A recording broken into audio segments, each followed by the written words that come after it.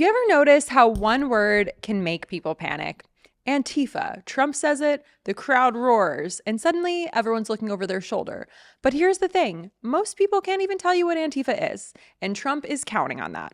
It's about fear of the unknown. Trump didn't need Antifa to be real. He just needed it to sound scary. He needed a villain, not a specific person, not a group, just an idea. Something he could point to every time people protested, every time they spoke out or pushed back.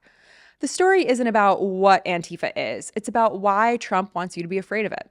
And look, before we get swept up in fear, let's take a moment to ground ourselves in some facts, because what's really happening with political violence might be surprising. When we look at mass shootings, the data is crystal clear. The numbers don't point to a problem. They point to a very specific problem: white men. White men make up about 31% of the US population, yet somehow they're responsible for 51% of all mass shootings since 1966. And across every radical group, 98% of the mass shooters are men. This means that there is an overwhelmingly white male issue here. So what's driving this?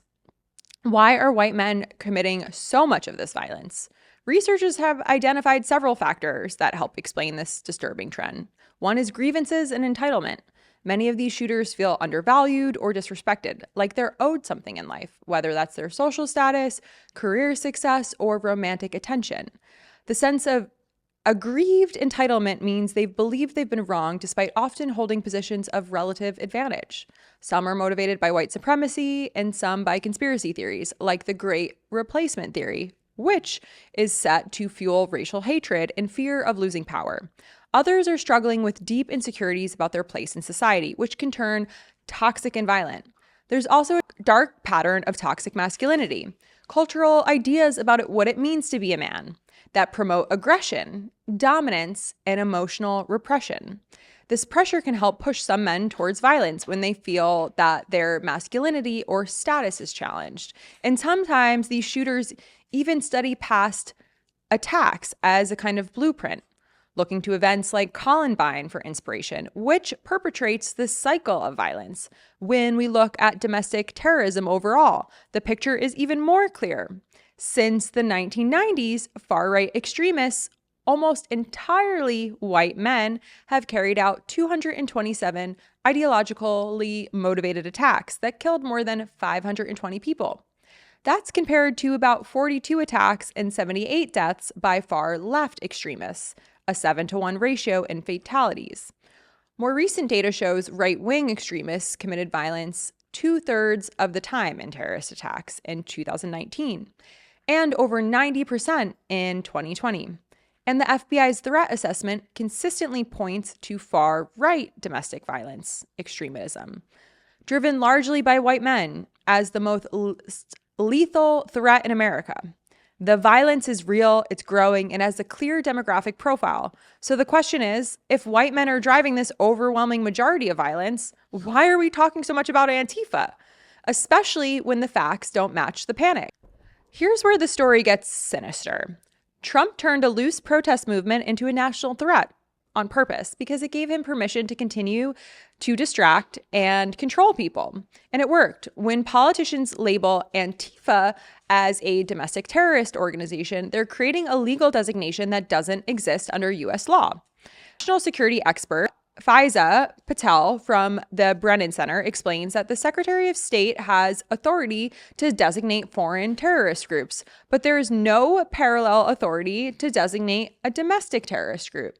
The State Department can designate foreign terrorist organizations, which triggers real consequences: frozen assets, blocked entry into the US, criminal penalties for material support.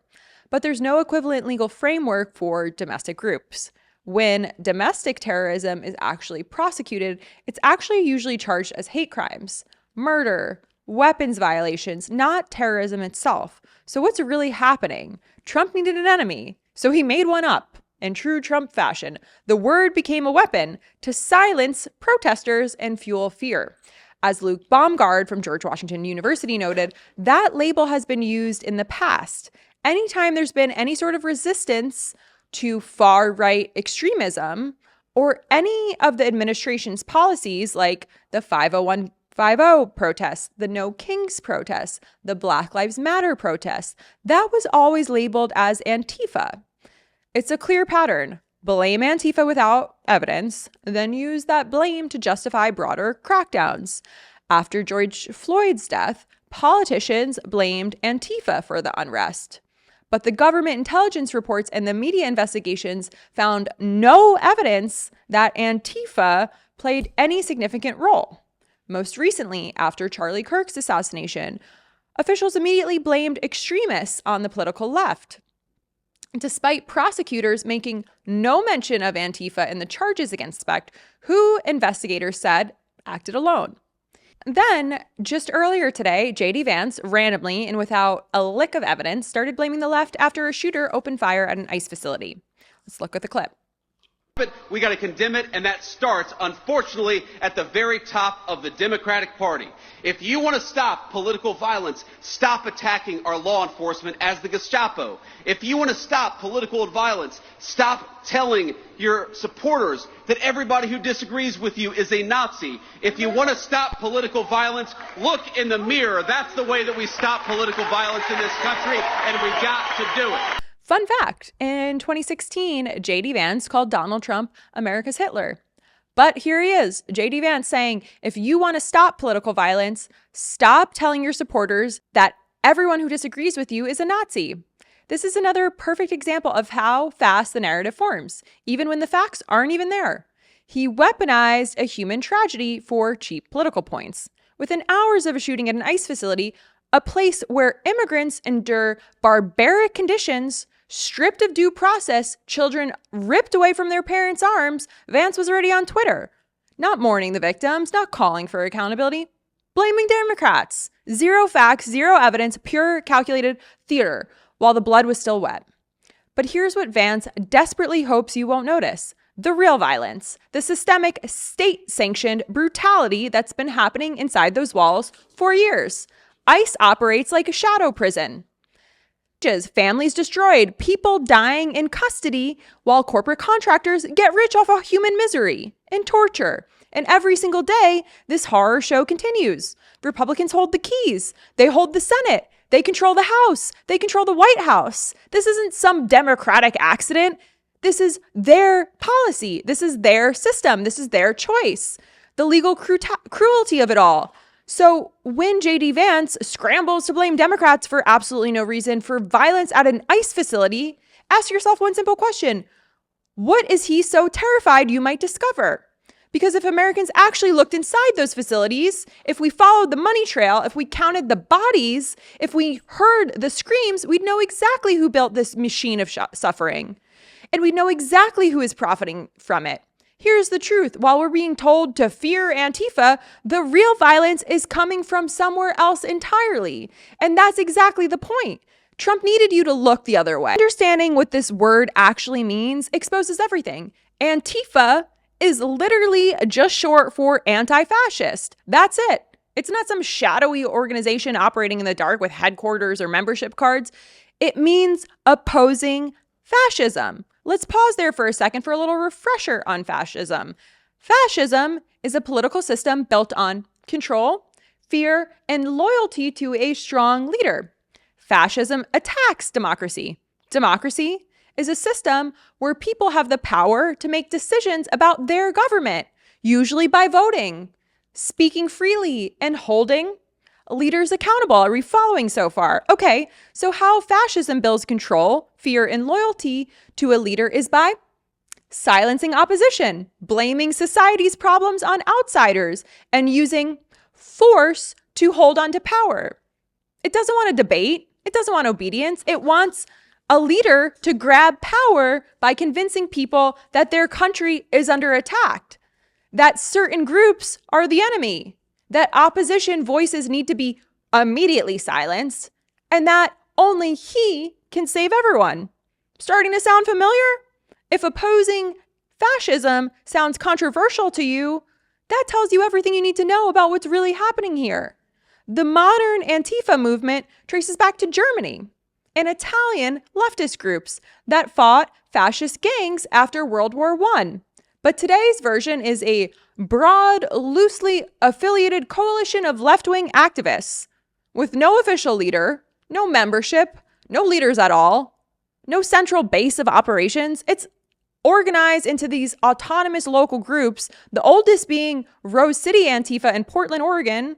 As Luke Baumgartner from George Washington University's program on extremism explains, it encompasses anarchists, socialists, communists, and a lot of people in between. But it has no clear hierarchical organizational structure, no leaders, no assets, and no blank accounts, and no revenue streams. Here's the fact that destroys the entire narrative. According to Gary Lafree, former director of the National Consortium for the Study of Terrorism and Responses to Terrorism, multiple independent reviews of incidents from the past decade, including analysis of the FBI and Department of Homeland Security reporting from Global Terrorism Database and congressional testimony, show 0 terrorist attacks attributed to Antifa. 0 terrorist attacks from the group that politicians want you to fear most. What Antifa really means to Trump is not a group. It's not a threat. It's a tool to scare people with a big word that you might not understand. That they never really wanted you to know who this group represents. They represent opposition to none other than his power. When we weaponize terms like Antifa, while ignoring the actual source of violent extremism documented by our own law enforcement agencies, we're not making America safer. We're making it more dangerous. We're creating a permission structure for actual violent extremists while cracking down on people whose only crime is opposing fascism. Let's take a look at this clip from earlier today. What's going on with the escalator? What do you think? Yeah, they sabotaged them. Yeah. And they could have hurt the First Lady. Yeah. Trump would have fallen and he would have gotten back up. But, you know, they would have blamed it on his rhetoric. And then they sabotaged the teleprompter. Yeah. I mean, this is an insurrection. And what we need to do is either leave the UN or we need to bomb it. It is in New York, though, right? Yeah, There could be some fallout there. Yeah, yeah. All right. And yeah, by the way, for everyone on the right screaming about people on the left inciting political violence, there's another big MAGA influencer publicly calling for us to bomb the United Nations. Like, that's normal. Now, here's the wild part. All of this fear, not by accident. Trump actually turned Antifa into a tool, and it worked. It worked way better than you'd think. Scared of Antifa? That's exactly what Trump wanted. One word, endless fear, and a whole lot of political gain. The real question is whether you support the right to oppose fascism itself. Because when we lose that right, when opposition to the authoritarianism itself becomes terrorism, we lose something fundamental about what it means to live in a free society. This isn't about left versus right politics. This is about recognizing when you're being manipulated. Trump wanted you afraid of the word Antifa because he needed it. He needed you to not think about what it actually means. He turned anti-fascism into something big and scary because fascism works better when people are afraid to oppose it. These statistics show us where the real political violence comes from. The legal experts show us that domestic terrorist designations don't exist. The researchers show us that Antifa has committed 0 terrorist attacks, but Trump made you afraid of a word anyway. That should tell you everything you need to know about who the real threat has been to democracy all along. And if you enjoyed this video or it's expanded your perspective, I'm going to ask you to take a moment to subscribe. Follow me across all social channels. Would love to connect. I am Lauren P. Lauren spelled like Lorena, without the A, but a P. And defund the police and reimagine public safety. Abolish ICE. Families belong together.